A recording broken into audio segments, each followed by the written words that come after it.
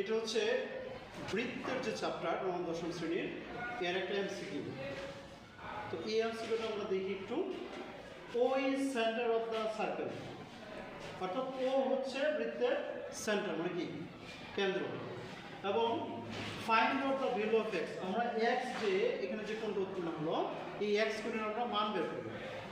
আর তথ্য কি দেওয়া আছে, ও হচ্ছে বৃত্তের কেন্দ্র, আর আমরা এখানে কেন্দ্রের পাশে যে এক্স কোণের আমরা মান বের করব। আর যেহেতু আমরা দেখতে পাচ্ছি বৃত্ত, সুতরাং এক্ষেত্রে আমরা বৃত্ত সম্পর্কিত যে কয়েকটা গুরুত্বপূর্ণ উপপাদ্য আছে এগুলো আমরা ব্যবহার করব। যেহেতু বৃত্তের যে কোনো অঙ্ক করলে আমাদের প্রথমে কি বৃত্তের যে একটা উপপাদ্য, এই উপপাদ্যগুলো ব্যবহার করতে হবে। তো আমরা দেখি বৃত্তের কোন উপপাদ্য আমরা এখানে ব্যবহার করতে পারি। তো এইখানে দেওয়া আছে হচ্ছে একটা কোণ, এটা হচ্ছে 30 ডিগ্রি। যেহেতু এটা 30 ডিগ্রি দেওয়া আছে এবং এই কোণটা কিন্তু বৃত্তের সাথে সংযুক্ত, মানে বৃত্তস্থ কোণ। কি কোণ এটা? বৃত্তস্থ কোণ। এটা বুঝছো তো সবাই? এটা হচ্ছে বৃত্তস্থ কোণ। আচ্ছা, এই বৃত্তস্থ কোণ এবং এই বৃত্তস্থ কোণটা যে তৈরি হয়েছে কোথা থেকে তৈরি হলো, আমরা ধরি এ এবং বি। এই যে এ বি যে চাপটা, এটা হচ্ছে চাপ, বৃত্তচাপ। এই যে অংশটা কি বৃত্তচাপ। এই এ বি বৃত্তচাপ থেকে কই গেল এই কোণটা তৈরি হলো, এটা বুঝছো তো? তার মানে এই 30 ডিগ্রি কোণ হলো এ বি বৃত্তচাপ থেকে উৎপন্ন বৃত্তস্থ কোণ। কি কোণ? বৃত্তস্থ কোণ। আচ্ছা, এখন আমরা কিন্তু এটা জানি যে বৃত্তস্থ কোণ যেটা, বৃত্তস্থ কোণ হচ্ছে কেন্দ্রস্থ কোণের অর্ধেক। কেন্দ্রস্থ কোণের অর্ধেক, এটা হচ্ছে হাফ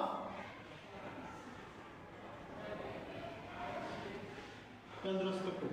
আচ্ছা, এখন দেখো এই এ বি চাপ থেকে বৃত্তের মধ্যে উৎপন্ন হলো এই কোণটা, এবং কেন্দ্রের মধ্যে কোন কোণটা উৎপন্ন হলো বলো তো? কেন্দ্রের মধ্যে কি উৎপন্ন হলো? এই যে কোথায় উৎপন্ন হলো, এটা বুঝছো কিনা?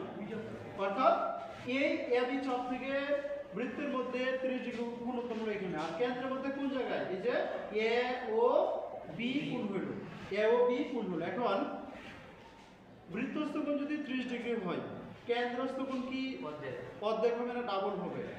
কেন্দ্রস্থ কোণ হবে ডাবল। কি হবে?